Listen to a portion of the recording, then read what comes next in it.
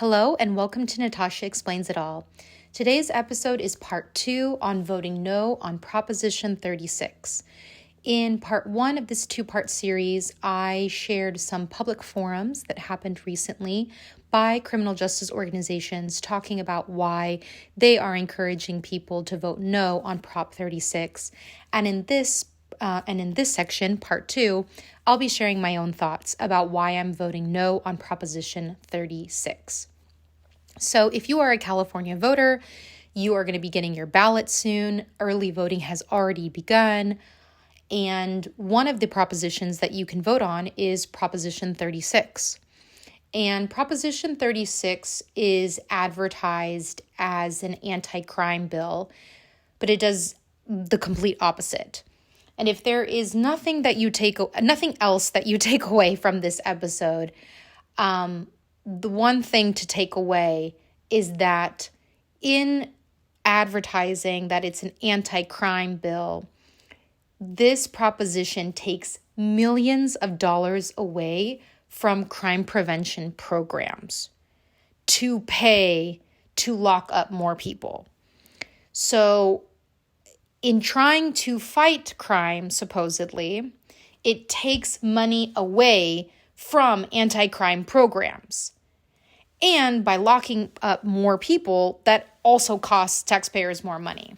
So the math does not math on this proposition. So if nothing else, Proposition 36 takes money away from crime prevention programs to pay for locking more people up, which costs more money. So that does not make sense. Now, let's get into some more details about why Prop 36 is bad policy. So Prop 36 claims to address three major issues. One is homelessness. The second is theft, particularly around retail theft or shoplifting. And the third is drugs. Now, on the first prong regarding homelessness, this doesn't actually do anything to address homelessness, so it's really a misnomer. And if anything, it's likely to increase homelessness based on the types of things that it does allow. So all of its talk about this reduces homelessness is not true because it doesn't actually do anything to address homelessness, and two, is very likely to increase homelessness based on how it is addressing the other topics of Proposition 36. So as I mentioned, the two other prongs are addressing theft and then drugs. So I'll take each of those in turn. So on the theft portion.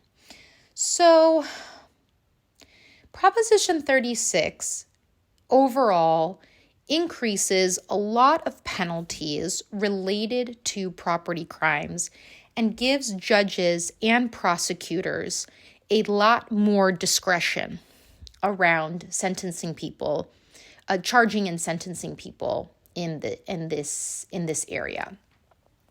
And in doing so, it reverses some of the changes that were passed by voters in California back in 2014 through a different proposition called Proposition 47. So before getting into some of the specifics about what the theft prong of Prop 36 deals with, I think it's important to do a little bit of historical context. So as I was mentioning, back in 2014, actually, I'll go back even a little bit earlier than that. In the early 2010s, California's prison system was a mess. It was incredibly overcrowded, dangerous, all these kinds of problems. It was so bad, the California prison system got sued, and even the United States Supreme Court ordered California to take action to reduce its population to do something else because this was ridiculous. And a lot of that prison population explosion was due to California's war on drugs and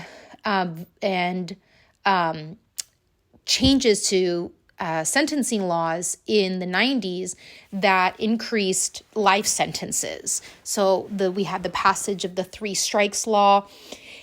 And with the combination of these various quote unquote tough on crime measures, the California prison population exploded. And I'll come back to the war on drugs later. So this was a mess, creating an untenable situation in the California prison system. So the federal courts ordered California to do something about this.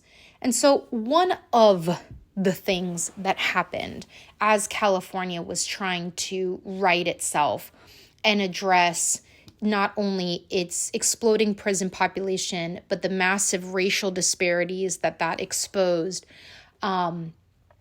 Proposition 47 was on the 2014 ballot, and it made some adjustments to California's theft statutes to bring California actually more in line with other states.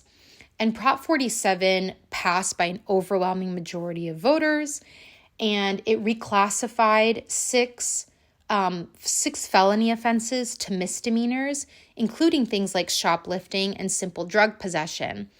And all of the money that was saved by reclassifying certain crimes from felonies to misdemeanors, all the money that was saved from that then got funneled into various types of social programs, including drug and mental health treatment, homelessness prevention, and victim services centers, so crime victim services centers where they could receive support. And Prop 47 was backed by research concluding that, addressing these types of offenses with jail or prison time is both expensive and ineffective. And one of the things in reclassifying certain offenses from a felony to a misdemeanor, it also set what the standard was to go from a misdemeanor to a felony for shoplifting and other type of and related theft. So, and it set that level at $950. So if you steal property under $950, worth $950 or less, that can be charged as a misdemeanor. If it's above $950, it can be charged as a felony. And that's the law. That's the law that Proposition 47 passed.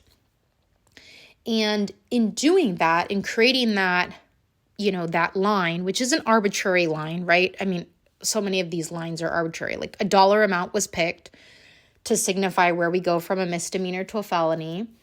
But in setting that limit, it was also intended to eliminate or try to eliminate some of the racial disparity that previously California courts were seeing, because prior to Proposition 47, prosecutors had the discretion to charge shoplifting under $950 as either a felony or a misdemeanor. So if someone came in and the charge was, of what they shoplifted was less than $950, then prosecutors could decide whether to charge that as a felony or misdemeanor. And there's plenty of data to support the fact that when prosecutors have discretion in things like that, right, whether I can charge the very same behavior as a felony or a misdemeanor, they're much more likely to charge a felony over a misdemeanor for people of color, particularly for Black people in comparison to white people. And so Proposition 47 took that discretion away and basically said, we have a bright line rule, $950 and above, it's a felony, less than $950, it's a misdemeanor. And the basic difference, I encourage folks to take a look at my criminal court series that I did earlier in the podcast that goes more into detail about this. But the essential difference between a misdemeanor and a felony is not only how much incarceration time you can receive as a result, but where you would spend that time as well. Typically, if it's a misdemeanor, it's a year or less, and that would be spent in a county jail setting. Felony typically is above a year, and it would be served in a state prison setting.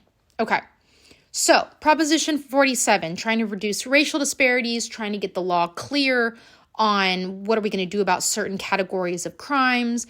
It's going to use the savings from incarcerating those people to put into crime prevention programs and victim services, and it's working. It's Proposition did what it was supposed to do. It reduced recidivism, it reduced racial disparities, and in saving the state a lot of money, it was able to put that into effective crime prevention programs. And I was mentioning about this like $950 like bright line to go from a misdemeanor to a felony. And a lot of the propaganda around Proposition 36 talks about like California being this like soft on crime state. I want to point out that like California is not soft on crime in any sense of the word. And even on this very particular point about like how much does it require to go from a misdemeanor to a felony? Proposition 47, again, passed by an overwhelming majority of voters in 2014, a decade ago, sets the felony threshold at $950.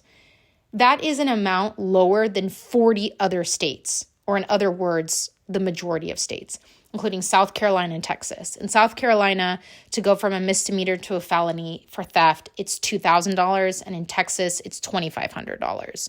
So in California, it's much, much lower, meaning you can get charged with the felony for much less, right? Like $950 is like less than a cell phone, or I guess it's about a cell phone. You steal a cell phone, that's a felony. So we had Proposition 47 passed in 2014, and it was really effective. It helped reduce the prison population, it helped reduce racial disparities, and it helped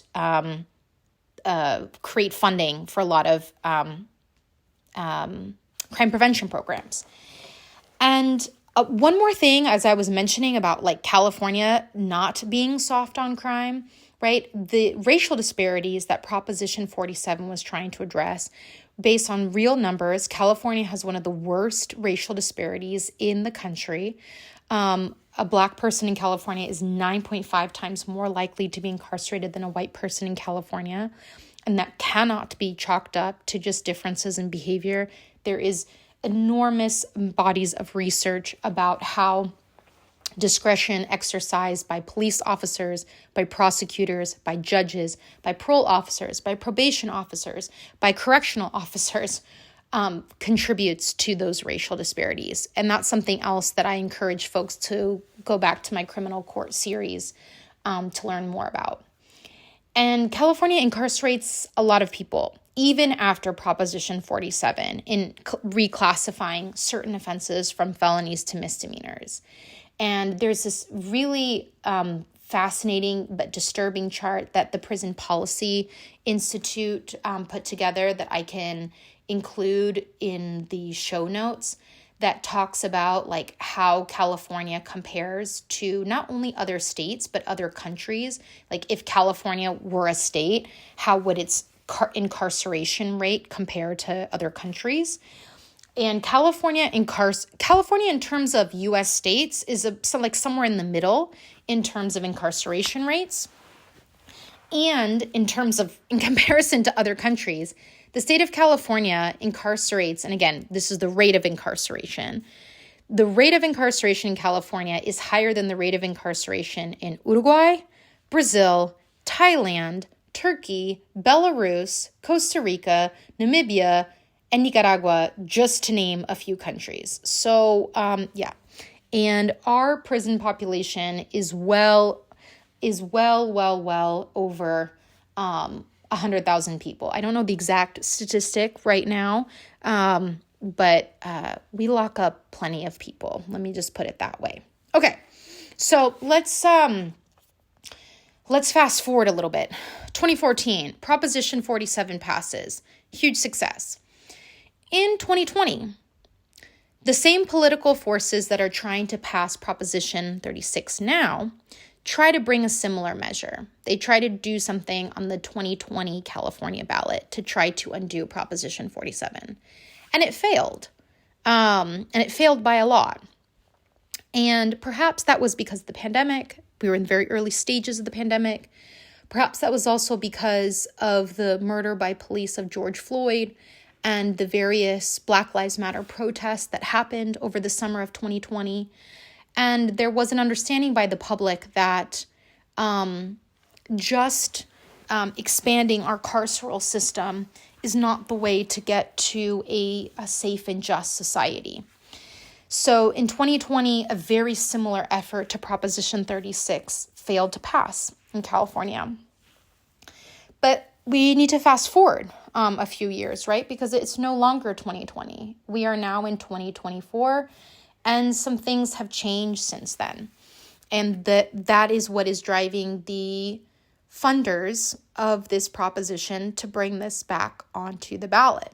And what's happened since that time? Now,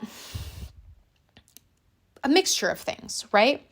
On the one hand, particularly in certain parts of California, and I live in Oakland, California, so I can attest to this, there was a period post-pandemic where crime definitely did go up in terms of property crime, car break-ins, people having their catalytic converters stolen, and things like that. Package thefts, that went up. There was definitely a sense, I would say, for a few years of that this is really going up.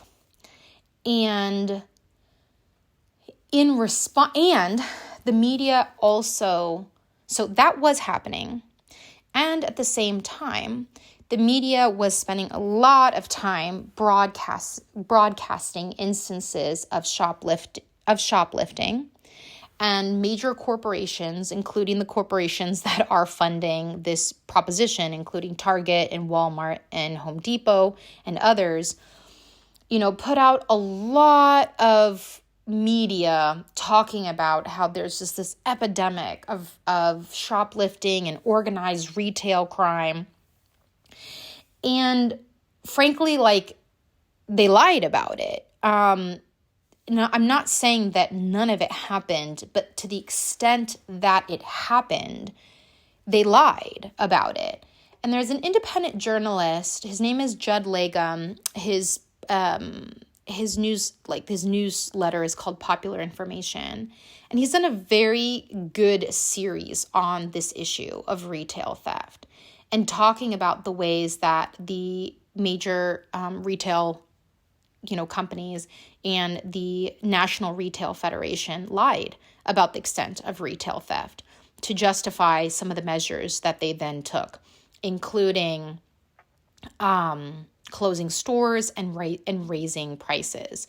And you may know kind of separately from this, right? Like corporations in the retail space as well as others at the same time, right, have been talking about, well, they need to raise prices because of inflation.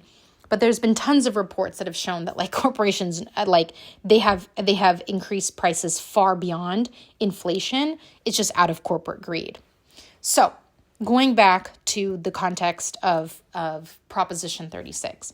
So while we did see, and this did happen, we saw stores close. Like here in Oakland, some CVSs have closed in the last few years. The Target closed. And if you go to one of these stores now, so many items are locked up. There's increased police presence. There's private security. It feels very intense, to be frank. But what was sold in terms of why all of that was happening is because there's so much retail theft. But that's not the truth. The truth is more complicated than that. And I recommend reading the Judd Legum pieces to get a fuller picture on this. But just one aspect of that is there's an industry term known as shrink, which refers to all categories of missing inventory. And so this includes stuff, not only shoplifting, but it includes stuff like employees stealing stuff and also internal control failures or damaged products, internal problems.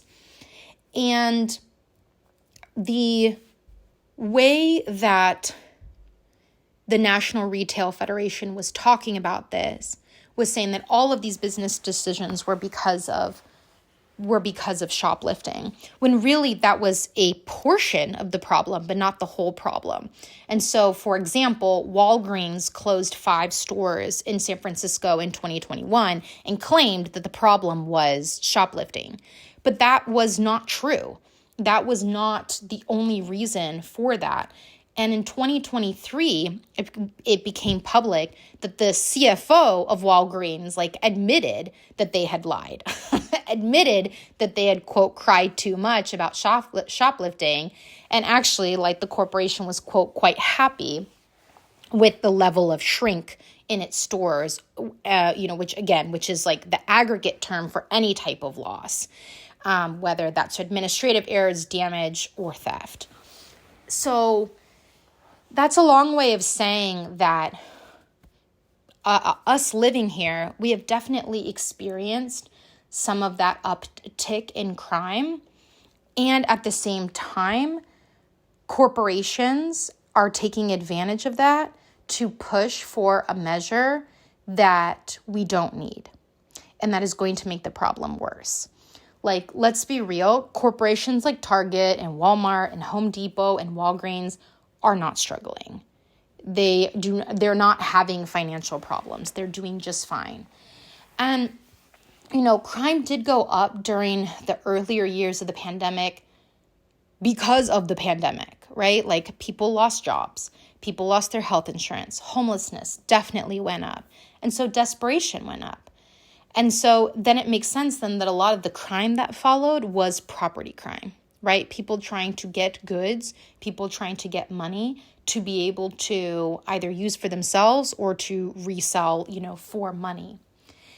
And the good news is that it's already starting to come down, right?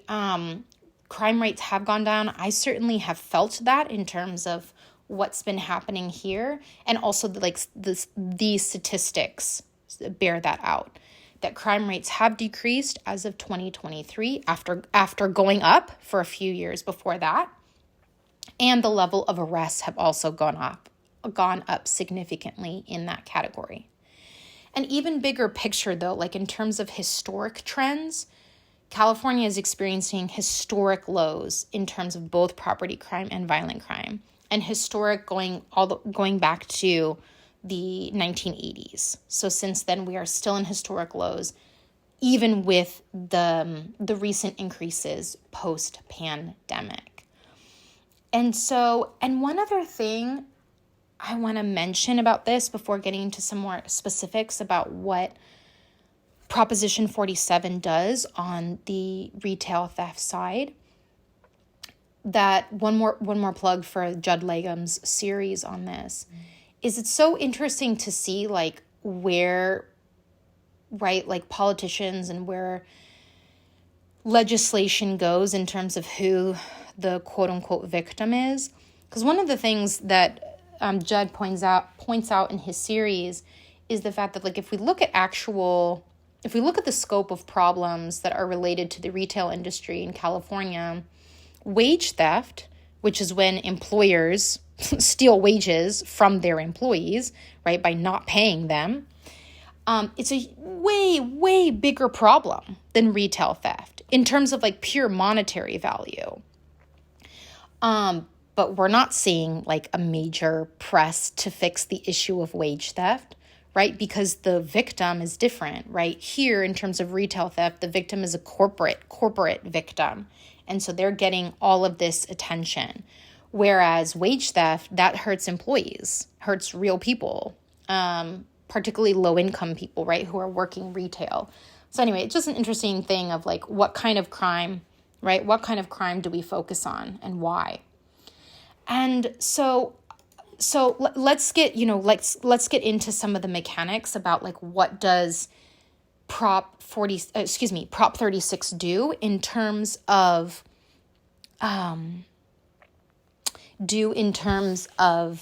making the laws stricter when it comes to theft. Okay? So a couple of things that it does. It makes it easier to charge things as a felony rather than a misdemeanor. If you have two or more prior convictions for a theft-related offense, even if those were misdemeanors, if you have a third one, even if the value of that third one is within a misdemeanor level, you can be charged with a felony for that. Prosecutors can also add together multiple unrelated misdemeanor crimes to get you to a felony. And it also brings back certain mandatory minimums related to property crimes. Okay? So I want to note that one of the things that it does, right, allowing prosecutors to add together multiple unrelated misdemeanor thefts to get to a dollar amount that triggers the felony charge, the $950. This means more discretion for prosecutors again, right, which is what Prop 47 was trying to prevent. And we know that with more discretion means that certain categories of people, particularly people of color, are more likely than to face those felony charges than someone who is not, than someone who is white, even for the exact same behavior. And, and then again, about you can be charged with a felony on your third misdemeanor theft offense. That's bringing back the same concept or a similar concept to the three strikes law of the 1990s. So even if the behavior in the third instance doesn't rise to the felony level, you now are going to get charged with the felony because it's the third offense. And it's wild to me to see how, like, the amount of propaganda around how much this is needed has even traveled internationally. Like, I've had family in Brazil ask me, they're like, oh, is it true? Like, in America, like, you can steal up to $950 of stuff and it's not a crime, like nothing will happen to you. And I'm like, wait, what? Like, this has traveled internationally, these lies that, like, Proposition 47 and the law as it currently stands does not allow you to steal things. It's a crime. It's a crime. What changes is what level of punishment is then associated with that, which makes sense, right? Like, if you steal more, you should be punished more, right? Like, and $950 was the arbitrary line that Proposition 47 set.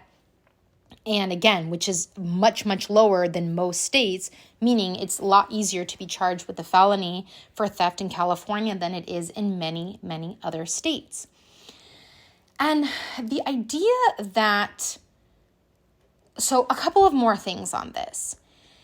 Because of how much pressure the retail industry, as well as sheriff's associations and prosecutors, put on the California government to address this so-called retail theft epidemic.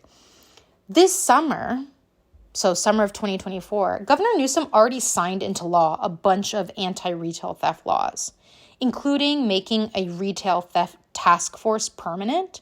So a lot of the things that Proposition 47 wants to do, Prop 36, I will get the number right. A lot of the things that Prop 36 is intending to do are already law, unfortunately. Because of political pressure, Governor Newsom signed a bunch of these laws already into law, giving law enforcement lots of extra power when it comes to this area, which, again, is so interesting because I really recommend that people check out my criminal court series because all of these things are already crimes. Prosecutors and police officers already have so much authority and so much discretion to charge for crimes. The idea that they need more tools to tackle crime is just not based in reality. If you have any familiarity with how criminal courts work, or with the discretion that officers have to arrest people, it's enormous. And they use that discretion prosecutors use that discretion to coerce people into taking pleas. Because a prosecutor could say, okay, well, I could charge you, if you decide to go to trial and fight this, I'm charging you with a felony. But if you take this plea to a misdemeanor, then you get out tomorrow, or, you'll get out soon. Even if it's for the exact same behavior. Because again, one of the things that Prop 36 reintroduces is the discretion for prosecutors about whether to charge certain things as a felony or misdemeanor. So that gives prosecutors so much leverage. And again, that scenario is so common. Like, the person is locked up, they've been arrested, they're locked up, and the prosecutor's like, you can sit in jail and use your right to a trial, but I'm charging you with a felony, so you'll be facing felony charges if you wait until trial, or take this plea to a misdemeanor, and you'll get out sooner, even though it's the same behavior. They have that discretion, and that creates enormous pressure on the person to give up their right to a trial, to give up all of the related rights, because it gives up your right to appeal, it gives up your right to confront witnesses. You might not even get all the discovery, like all of the evidence that they have against you, to just take the plea because you don't want to stay incarcerated longer. It's madness. Anyway, there's a great line from an article from the LA Times. The editorial board put out a piece against Proposition 36, and they said, quote, "The law as it exists is appropriate to deal with these crimes whenever law enforcement is ready to use it," close quote. So, the Proposition 47 worked. Prop 36 is going to undo some of those gains and reintroduce some of the discretion back to prosecutors that is going to result in more racial disparities, because that is what always happens when more discretion is introduced. And as I mentioned at the very beginning of this episode, in terms of how this is all going to be funded, right? Because this is going to result in more people being incarcerated. So how does this proposition intend to pay for this?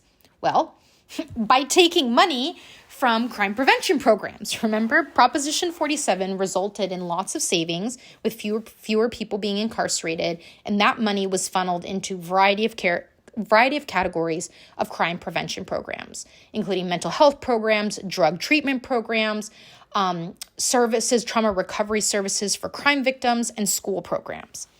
And now all of that money that was saved through Prop 47 is now going to be taken, if Prop 36 passes, to pay for the incarceration of all of these, the new incarceration that's going to happen under Prop 36. So we are going to change criminal laws, one, in ways that we don't need to, because, again, the law has already changed a lot this summer to make it easier to prosecute retail theft.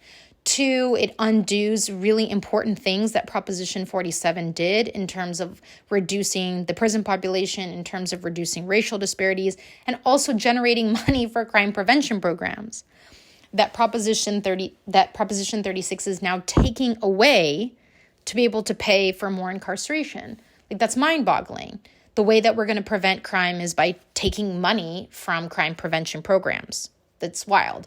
And it's enormous. Like, the estimates are that Proposition 36 would take to the tune of $100 million annually from crime prevention programs, not to mention the additional estimated billions that it's going to cost taxpayers to cover the cost of locking up more people and locking up more people for longer.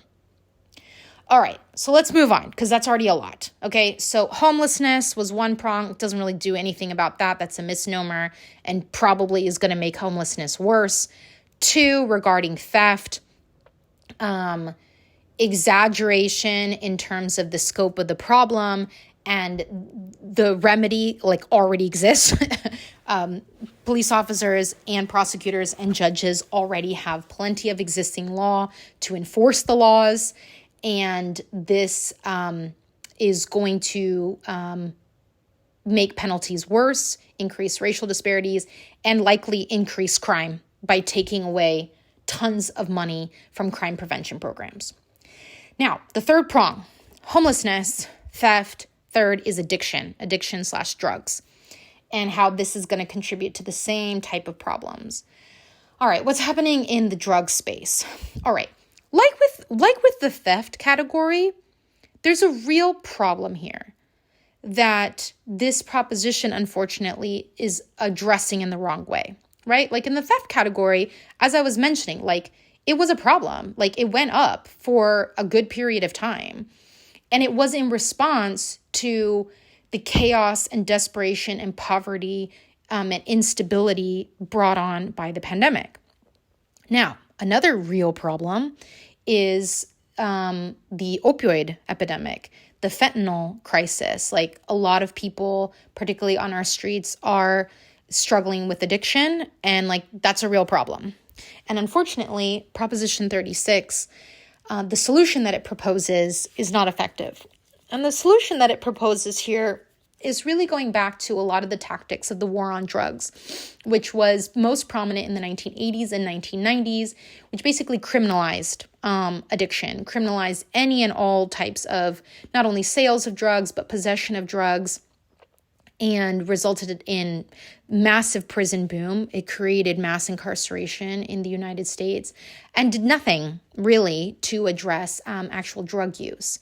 And it contributed to massive racial disparities.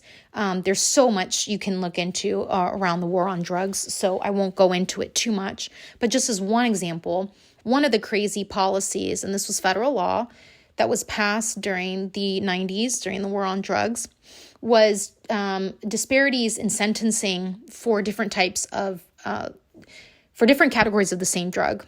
So crack cocaine versus powder cocaine was charged in 100-to-1 ratio. So the same amount of crack versus powder cocaine, the sentence for crack was 100 times more than the sentence for powder cocaine. And this ended up having real racial and socioeconomic impacts because powder cocaine more accessible to wealthier demographics, crack cocaine more accessible to lower income demographics, and resulted in a massive prison population explosion across the country. And I had a client who was sentenced under that regime, the 100-to-1 regime, and he received a life sentence for selling crack to an undercover officer, just to add. But yeah, he was a drug dealer in the 90s and was selling crack and was sentenced to life in prison for that. And I was fortunately able to get him out. But he had already served almost 28 years in prison at that point.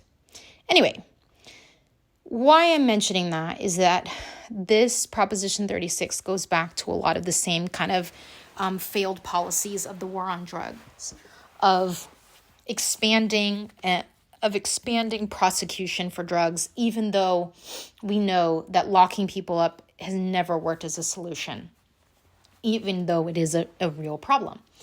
So it locks people up for addiction, and how it does that is it allows simple drug possession to be charged as a felony if the person has prior drug-related offenses, even if they're misdemeanors.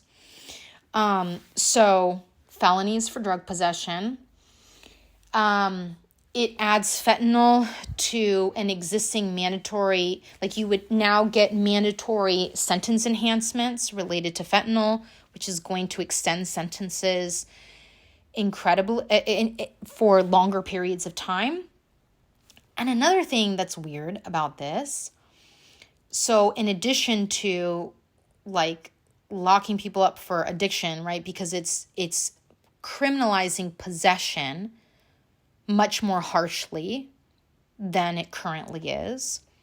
It also forces people into treatment if they don't like comply with this the program that Proposition 36 creates. So what do I mean by that? So if you have a third possession charge, Proposition 36 creates a, quote, treatment mandated felony, meaning that on your third possession charge, you have to complete court-supervised drug treatment or you will be sent to a multi-year jail or prison term. Now, on the face of that may sound reasonable. Well, if you keep possessing drugs, then we are going to require you to get help. Setting aside the fact that that's never been shown to be the effective way to help people who have addiction, forced treatment.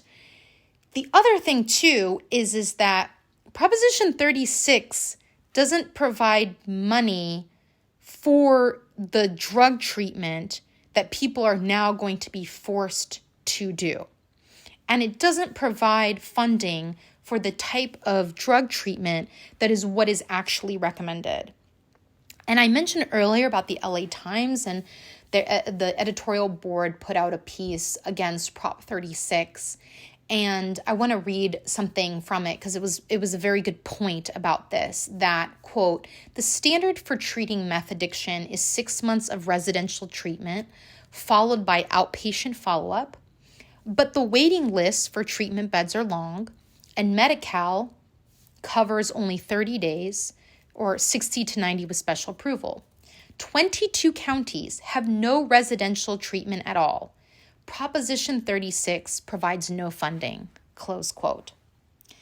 So the Proposition 36 is saying if it's your third possession charge, you're going to have to go to treatment or you're going to be incarcerated, but it doesn't fund treatment. And we already have a huge lack of, sorry, that was confusing. We have so little treatment to begin with, right?